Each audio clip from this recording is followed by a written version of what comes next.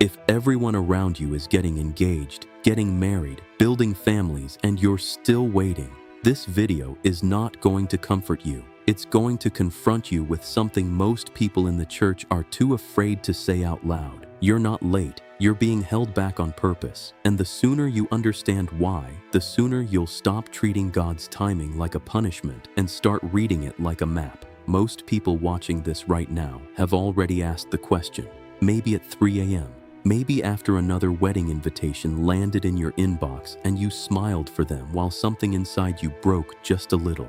Maybe it hit you at a family dinner when someone asked the question you've stopped being able to answer without feeling the full weight of it. God, what is wrong with me? Why is this taking so long? And if you've been in church long enough, someone handed you a Bible verse, patted you on the shoulder, and told you to be patient. That's not what we're doing here. Because patience without understanding is just suffering with a smile. So let's talk about what's actually happening to you and why the 5 reasons you're still single are not weaknesses. They are the markers of someone God is preparing to carry something most people will never be trusted with.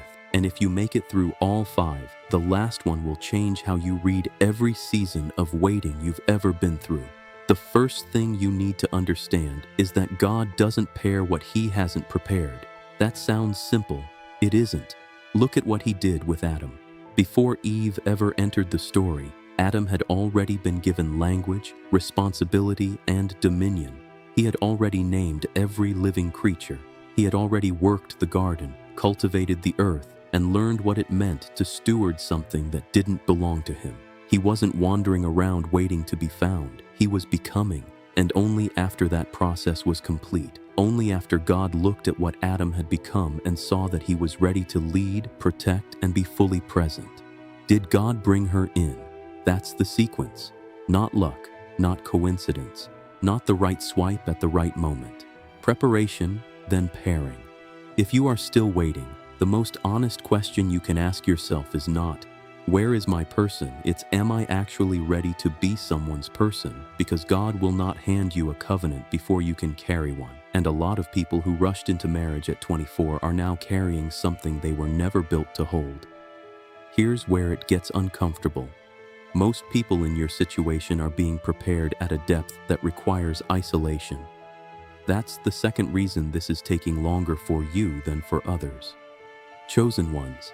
These people God is positioning for purpose, not just comfort. Go through a season where the relationships that used to feel natural start to fall away. Friends drift. Dating situations collapse before they ever get started. You show up fully, completely, vulnerably, and people still leave. You start to feel like something is fundamentally wrong with you. Nothing is wrong with you. God is removing the noise so He can build the foundation. You cannot lay the foundation of a God-ordained marriage while you're distracted by connections that feel good but lead nowhere. The isolation isn't rejection, it's construction. And what God is constructing in you right now, the patience, the self-knowledge, the emotional depth that comes only from seasons of pressure, is exactly what your future partner is going to need from you. Not in 5 years, today, in the silence, in the discipline, in the becoming. The third reason is one nobody wants to hear, but it's possibly the most important of all. God has already removed people from your life who were attracted to you but not aligned with you, and you should be grateful for every single one of them. Think about the relationships that didn't work, the one that felt almost right, the situationship that dragged on for months and then collapsed without warning. The one you fasted and prayed over and still lost. At the time, it felt like failure. It wasn't. It was filtration. Proverbs 4:23 says, "Above all else, guard your heart, for everything you do flows from it." God guards it when you won't. He closes doors that would have led you into a covenant with someone who matched your emotions but not your assignment. Every person He removed was a person who would have cost you years, even maybe decades of your life, your energy, your calling. The breakup that broke you was the protection that saved you. The question is not whether that's true. The question is whether you actually believe it, or whether you're still going back in your memory and grieving what God buried on purpose. The fourth reason is about weight. Chosen ones carry a different weight, and that weight changes what marriage has to mean for them. The Apostle Paul wasn't single because he couldn't find love. He was strategically uncoupled during the seasons when his assignment demanded full access to his time, his mind, and his calling. Jesus didn't enter his public ministry with a partner because the mission required a specific kind of focused surrender that marriage, in certain seasons, would have complicated. This doesn't mean you're called to celibacy. It means God times your marriage to your mission, not to the cultural calendar. You are not behind because the world got married at 27 and you didn't. You are right on time for a life the world will spend years trying to understand. The delay is not punishment, it is positioning.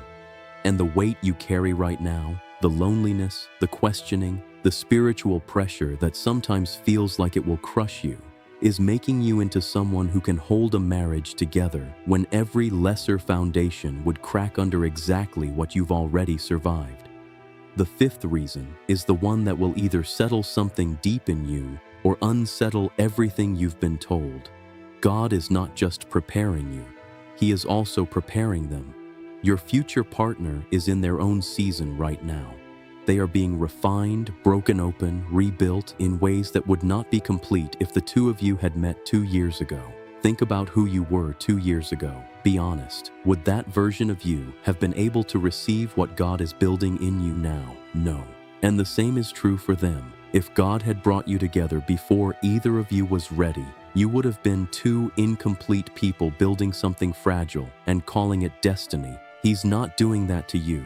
He's running two parallel processes, two simultaneous refining fires, and He knows exactly when both of you will be ready to lock into something that doesn't break under pressure, not just emotionally, but spiritually, directionally, at the level of covenant. Isaiah 40:31 says that those who wait on the Lord will renew their strength. That word wait in Hebrew, kava, doesn't mean sit still and do nothing. It means to bind together, to twist like a cord, to intertwine so deeply with God's purpose that the strength you draw from Him becomes the very thing that holds everything else together when it should have fallen apart. You are not waiting passively. You are being woven into something that neither of you could have been on your own. So the next time someone asks you why you're still single, the next time you sit with that question at 3 a.m. and the silence feels like the only answer you're getting, don't reach for comfort. Reach for clarity. You are not behind. You are not forgotten. You are not a mistake the universe is slowly correcting.